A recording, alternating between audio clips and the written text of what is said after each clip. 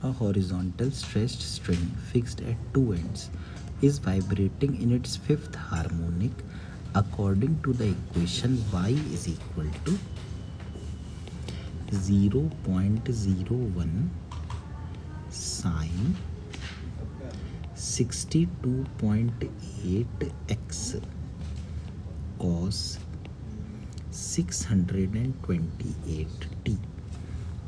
Match column 1 with column 2 where symbols have the usual meaning and assume first node is presented x equal to 0. तो अब जैसे ये equation है तो जो भी x के साथ होता है वो k होता है, तो k है 62.8.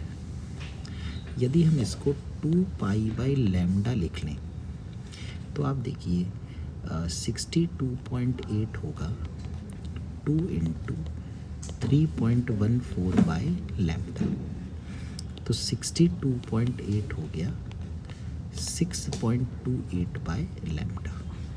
तो यहाँ 10 नीचे आ गया, यहाँ पर 100 नीचे आ गया, तो 100 लैम्डा इज इक्वल टू 10 आ गया. तो लैम्डा की वैल्यू 0.1 मीटर के बराबर आ गई. इसी तरह से देखिए कि जो ओमेगा है वो है 628. इसको हम लिख सकते हैं 2 पाई एफ.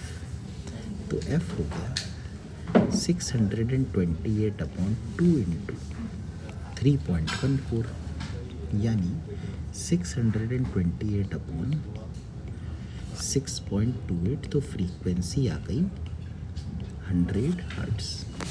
अब देखते हैं इन्होंने क्या लिखा है. इन्होंने लिखा है position of the second node. चलो अब ढूंढते हैं क्या कह रहे थे. ये कह रहे थे कि 5वें हार्मोनिक में कर रहा है उसको. तो देखो ये हुआ, ये तो x इक्वल टू 0 है फर्स्ट नोड, ये है second node, third node, fifth harmonic मतलब 5 लूप होने चाहिए, 4 और ये 5. फोर्थ नोड, फिफ्थ नोड और सिक्स्थ नोड. तो सेकंड नोड जो है वो x equal to lambda by 2 पर होनी चाहिए, यानी कि x इक्वल टू 0.1/2 यानी x इक्वल टू 0.05. इसका मतलब ये है कि जो पोजीशन ऑफ सेकंड नोड है वो होनी चाहिए 0.05. फिर इसके बाद पूछा है लेंथ ऑफ द स्ट्रिंग.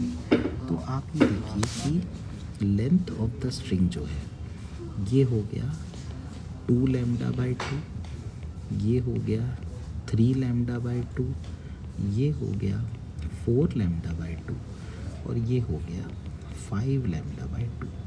मतलब स्ट्रिंग की जो पूरी लेंथ है वो 5 लैम्डा बाई 2 है, यानी कि 5/2 इंटू 0.1.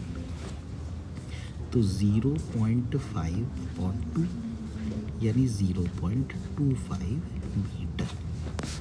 तो लेंथ जो आ गई वो आ गई 0.25 मीटर. इसका मतलब A का होना चाहिए Q